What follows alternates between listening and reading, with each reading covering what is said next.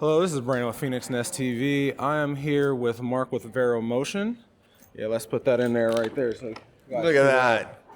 with Mark with Vero Motion, and you've done a decent amount of conventions and things like that so far. How are you liking the first Sim Gaming Expo for the United States? I think that's an awesome question, and I'm very happy to answer it. So going into this, we actually expected it to maybe be a flop because didn't seem like there was a lot of hype behind it from the community. And then I got to say, shout out to George from Sim Gaming Expo. You completely blew my mind. I was not expecting this much crowd. I was not expecting this much energy from the community. Definitely coming back. It's been an amazing experience. And I mean, we're glad to be in the U.S. as well. We spent a lot of time here with clients, interacting with everybody here. It's just been a phenomenal experience. And then, as this is a Sim Gaming Expo, one of the questions, like a lot of us are sim racers, but you do have a motion system.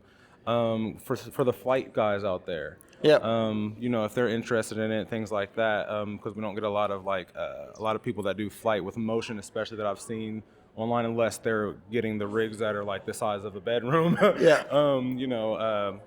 How's your how are you going to be able to do profiles for them, or have you already done so, and are you working on it?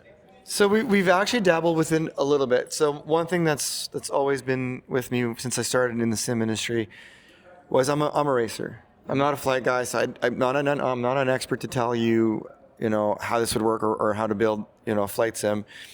But now that we're moving towards a motion company, it was important for us to understand that side of the business. So we actually put flight controls on a sim back home, and I jumped onto a Microsoft Flight Sim for 2-3 weeks, and it transitioned well. But for me, my opinion wasn't the important one. We needed pilots. Right. So we actually got a couple pilots through the door to come in, and it was delivering everything they needed. What's great is because we use SimHub as a software. Mm-hmm.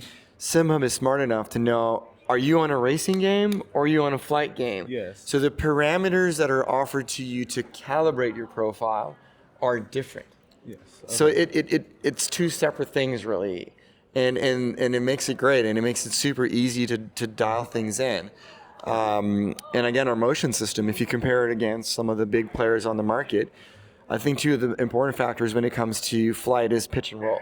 Yes. We have the most amount of pitch and roll than anybody on the market. So will it work, and how would it should be the best one? So Right. Obviously we need more experience. So if there's any flight followers here that want to get in touch with us, then please do, because we need to develop more into that side. And then just a few more questions. Basically, one of them is I've got to test in when you kind of with the pitch and roll, especially when it comes to the sim racing and stuff. When I was on the 3DOF, a lot of people I don't think realize that for some of your larger brands, they don't have that travel. You guys have the travel and the speed, because some have the speed but not travel. Some have Yep. the travel but not the speed. You guys have somehow kind of combined it, which is amazing, and I do really like that about that. Yep. And then, like I said, it does run in SimHub, and I know you guys work on profiles. Yep. Are these profiles free for them? Yes. So profiles are free, and I mean, for anybody that's got a motion system that's compatible with SimHub, gladly grab the profile. Mm-hmm. And I want to touch base on something that you actually said, because it reminds me of a couple of conversations I had with people that have experienced, especially in the 3DOF world, the D-Box and the Cubic system. And I mean, all of them are actually replacing their systems for ours now. But everybody knows that D-Box is well known for haptics. Mm-hmm. But it just doesn't have the range to give you any kind of G-force or movement that you want from a real car. Cubic does a really good job at giving you that range, but then they're reporting there's no haptics. Mm-hmm. So we actually have the best of both, and not only do we have both the haptics and the motion, but we do both better. Yes. And it's something that people have to come out and try and experience for themselves. Yes, and I think that comes through is not just because you guys are a motion company, but it's the passion that I've seen that you and your crew have. Because I've seen some of the long hours, especially when we're at PRI, and then even last night, you have a long day, but the time of seeing you in the morning and the time of seeing you in the afternoon, the passion's there, and you can tell it keeps you going. and then like I'm sure that you crash probably when you get home or like when you're off the clock. But you guys you're a wonderful group and everything. I do highly appreciate you guys coming out and showing everything that you have, and just being so personable because. Sometimes you could have a great product, but if the personality is not there, or you guys are not, if you don't either show the passion and it just feels like a dead kind of business transaction, you can lose people who are on the edge. And you guys, I feel like if they're on the edge, you guys can definitely grasp them, bring them in, and I'm really hoping that you guys just kind of take off in all honesty, you know. Because like I said, I've been able to test your products a few times now. I've got to see you in different convention centers, and I got to see like your whole kind of we'll call it your passion project from where it was before to now. And I just really want to just kind of shout out you guys and just say thank you for doing so. And then like how can people find Vero Motion? I mean, first off, thank you for the kind words. And I mean, and it's important to understand that I'm not a CEO from another company that came in and took this over. Sim racer for 28 years, real racer for 18 years, sim to reality, 2007. But way before it was cool. Right.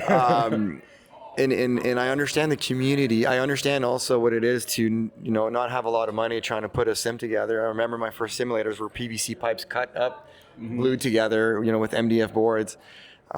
So I know how everything is from both sides of the business, and I think that's why what drives me is to be able to bridge both.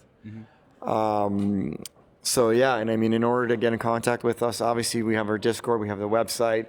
You can reach us by email, and if you'd like to try the product up, we are going to be adding a partner page to the website. It's in development, where we're just waiting for Podium One to confirm some certain things for us. So obviously you got Podium One, and then you got a bunch of little resellers scattered across North America at the moment, working on some in Europe. So reach out to us and check out the website for the partner page. You can find out who's the closest. Look at the conventions and the exhibits that are coming along to see if we're there. And yeah, we hope to have more and more people around that will have demo kits so that people can go out and locally and try it for themselves, because the product speaks for itself. Yes, it definitely does. Well, thank you, Mark. Again, this is Brandon with PhoenixNestTV, and like I say all the time, if you're going to do it like you're doing it for TV. Peace. Thank you, sir. Thank you very much. Thank you. Highly appreciated. All right, now to run down says Adam needs to go racing. Yeah.